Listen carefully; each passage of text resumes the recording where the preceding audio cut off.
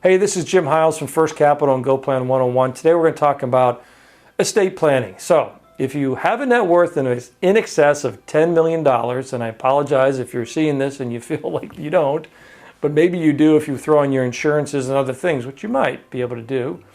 I think you have to pay attention to what's going on now with estate planning. We could have the change in the administration. What would happen more than likely would be an increase in taxes. One of the taxes they're talking about increasing is the estate tax. How would they do that? The current exemption for a married husband and wife couple is $22 million and change. That's how much you can give away lifetime or at death without an estate tax. State taxes are still pretty high. They're up in the 40-45% range, and there might be state estate taxes, inheritance taxes on top. So 50 cents, call it. So anything over 22 and a half, or whatever the number is today, given inflation, you're going to be talking about 40 to 50% of that going to somebody other than your family. So there are a lot of things you can do here. And here's a little arbitrage we think you want to take advantage of if there's a change. The change is likely going to be, based on what I hear today, and today is, it's early September, it's the 10th of September. So we've got 22 and change, and what they're talking about, if there's a change in the administration based on the election, is they're bringing that down to maybe 10.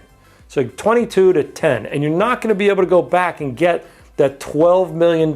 So that's a tax arbitrage you can use right now.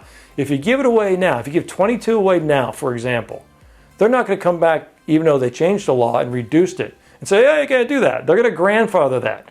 But if you don't do it and the law goes into effect, you cannot go back and get that 22. You're going to be stuck at the 10. So one of the things you can do is take advantage of that tax arbitrage.